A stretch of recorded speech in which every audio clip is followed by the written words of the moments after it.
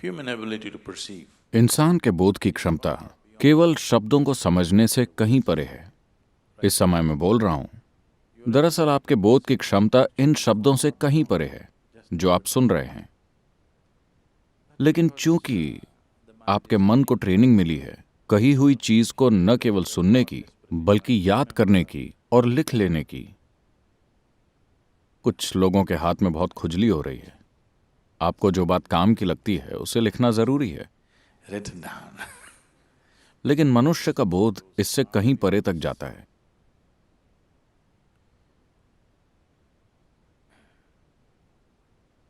कुछ दिन पहले, अभी 4 दिन पहले ही, मैं इस देश के एक माने हुए पर्यावरण वैज्ञानिक से कुछ विषयों पर बात कर रहा था And we were just talking. और डिनर के दौरान हमने आपस में बहुत सी चीजों पर चर्चा की। तो उसने पूछा, सदगुरु आप कौन सी किताबें पढ़ते हैं? मैंने कहा, मैं एस्ट्रिक्स और डेनिस द मेनिस पढ़ता हूं। Reading.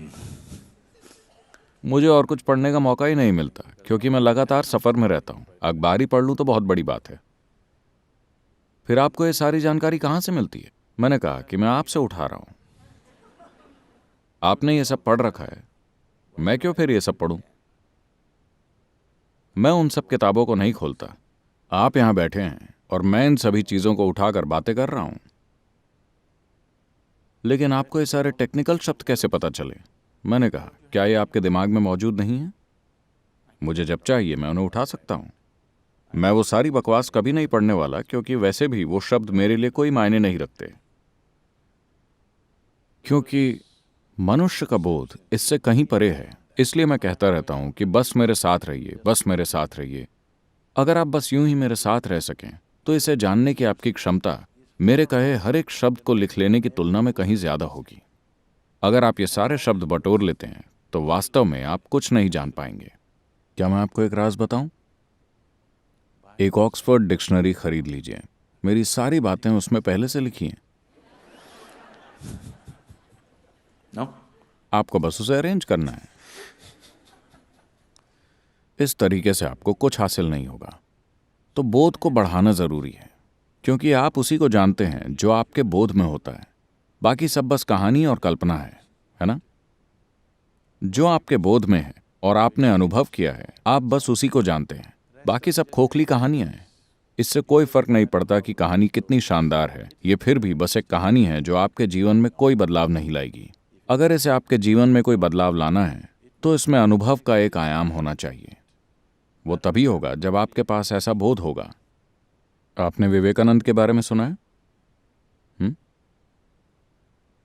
He's the first yogi who came. वो पहले योगी थे जो अमेरिका आए थे 1893 में, और उन दिनों एक लहर सी उठा दी।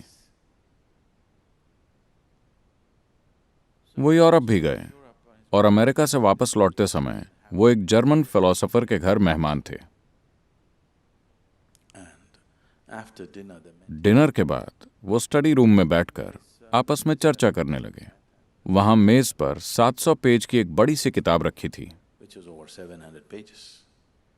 विवेकानंद ने कहा, क्योंकि वो आदमी किताब की बहुत बड़ाई कर रहा था, उन्होंने कहा, क्या आप मुझे 1 घंटे के लिए ये किताब दे सकते हैं? मैं देखना चाहता हूं कि इसमें क्या है। That man laughed. वो आदमी हंसने लगा। उसने कहा, आप 1 घंटे में इस किताब को पढ़ने वाले हैं? मैं इसे कई हफ्तों से पढ़ रहा हूं लेकिन मुझे कुछ समझ में नहीं आ रहा क्योंकि ये इतनी जटिल है। और वैसे भी ये किताब जर्मन भाषा में, आपको ये भाषा आती भी नहीं। 1 घंटे में आप क्या करने वाले हैं? विवेकानंद ने कहा, आप किताब दीजिए, मैं देख के बताता हूं। तो उन्हें वो किताब दे दी गई। उन्होंने किताब को अपने दोनों हाथों के बीच में पकड़ा और आंखें बंद करके बैठ गए। After 1 hour, 1 घंटे बाद किताब वापस करते हुए उन्होंने कहा, इसमें कुछ भी खास नहीं है। उस आदमी को लगा कि ये तो घमंड की हद हो गई। आपने किताब को खोला तक नहीं और आप उसके ऊपर कमेंट कर रहे हैं।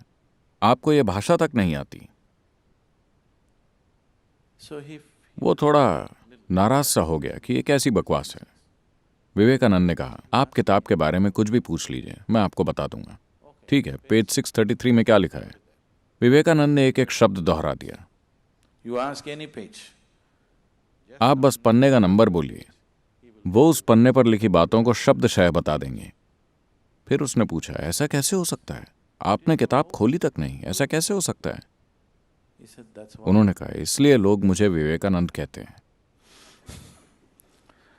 विवेक यानी बोध। उनका नाम नरेंद्र था। उनके गुरु उन्हें विवेकानंद कहते थे क्योंकि उनके बोध की क्षमता ऐसी थी। तो उन्होंने कहा, इसलिए मुझे विवेकानंद कहते हैं। So perception, तो जीवन का बोध, आप सारी चीजों को अपने लॉजिकल माइंड में प्रोसेस नहीं कर सकते। ये इस तरह काम नहीं करता, क्योंकि तर्क जीवन की बहुत सारी चीजों को नकार देता है जिनके बिना आप जी नहीं सकते।